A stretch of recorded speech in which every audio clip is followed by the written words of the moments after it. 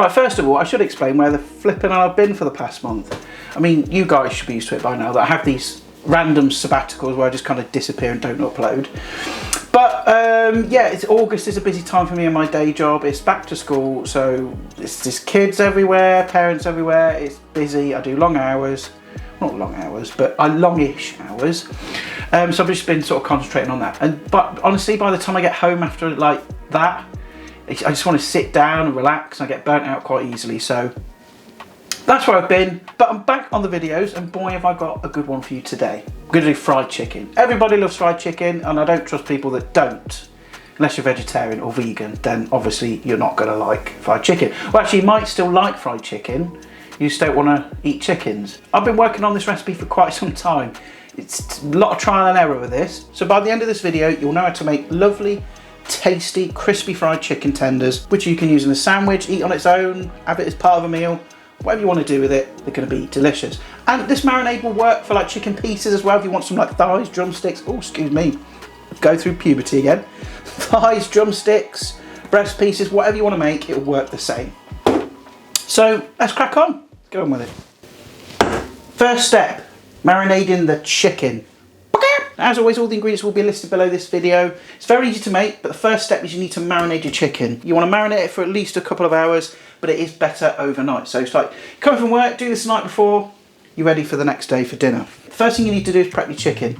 So take some nice, decent sized chicken breasts and just give them a little bit of a trim. You know, you've got like that cartilage, sort of khaki bits that you get on the chicken. Cut them off. Next thing you need to do is obviously cut them into strips. Again, this will work with like whole pieces of chicken as well. Once you've done that, just take your chicken and pop it into a bowl and then add all of your spices. Again, reminder, all of those will be listed below. Add your spices and then add your buttermilk. Put that into the bowl and then give it a good old mix. So get your hands in there, work it all together. You don't want like any sort of dry patches on there. Whack a nice piece of cling film on the top and then get that into the fridge. And then leave it in the fridge for at least 2 hours, 2-3 hours, but it's better overnight. And this is what you end up with. Marinade worked its magic in there. I know it looks like the inside of a toddler's nappy, but it won't taste like it. There we go. Next, you're going to weigh out your flour. You want roughly 200 grams. Get yourself a nice big sort of tray, vessel, whatever. Get that in there. Get your flour in. Then you want to get the spices for the flour, which are pretty similar to the marinade. Got the addition of some oregano there. So get that straight into the flour. And you'll see, like on the recipe, it calls for like MSG, or as I call it, disco salt. And I bang on about this all the time, but it's absolutely demonstrably fine. And there's like some people still worried about this stuff, but honestly, it's fine. This is going to make or break your fried chicken. It's what gives it that extra oomph, that extra savouriness. You can leave it out if you're really kind of worried about it. It's still going to be nice.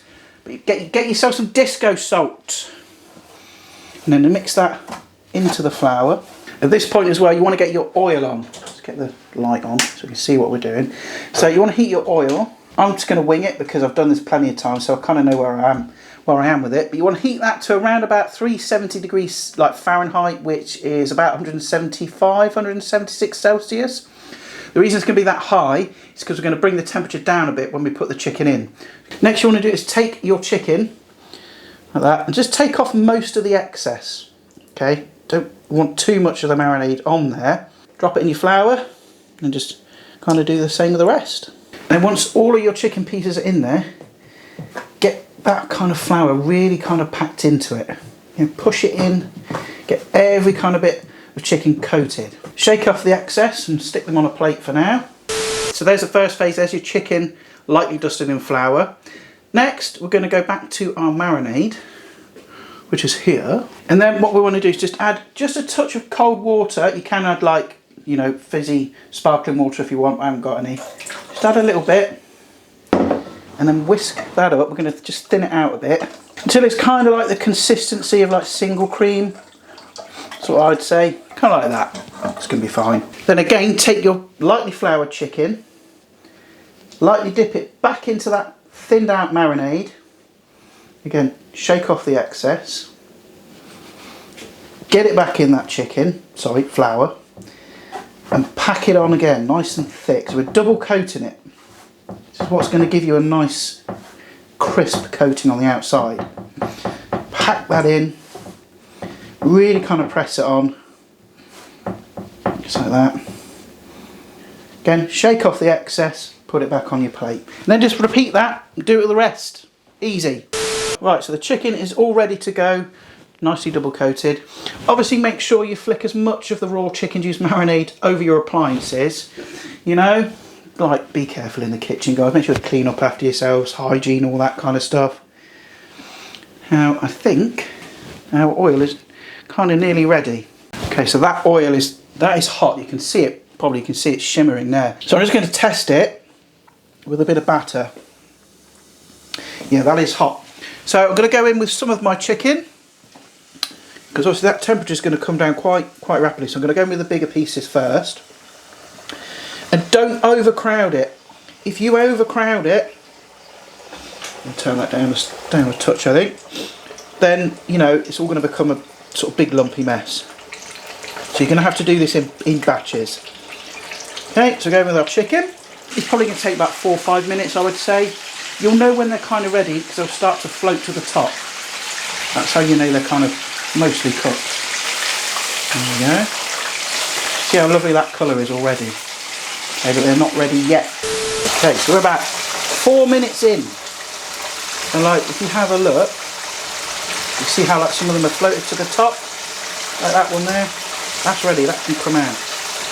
Actually, this batch is a little bit darker than what I wanted, but it'll be fine.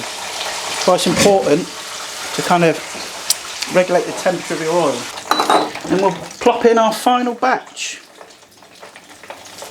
This one's probably going to be a bit better because the oil is at a slightly lower temperature, so it's not going to darken as quick.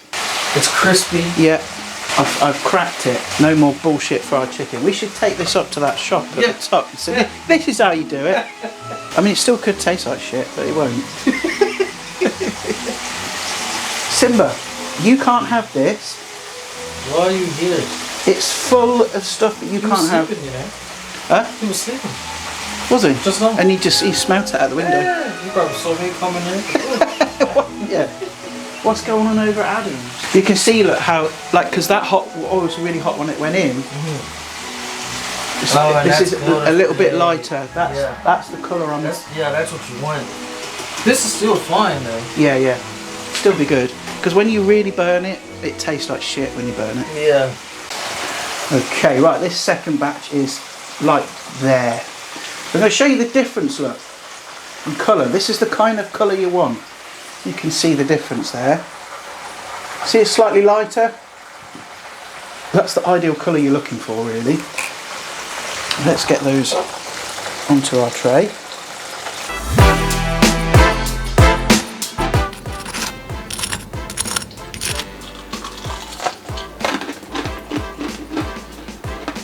So that's how you make crispy, juicy, delicious fried chicken tenders. Well, any kind of fried chicken really. The marinade will work for any kind of piece of chicken, but it's good shit. And the secrets to it, well, they're not really secrets, to be honest. It's more like technique. Get the chicken in that buttermilk marinade and leave it in there for at least a few hours. Get your MSG in there, double coat it, and the secret as well is in the frying.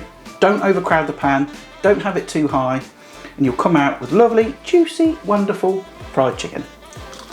So let me know in the comments what you think of my fried chicken recipe.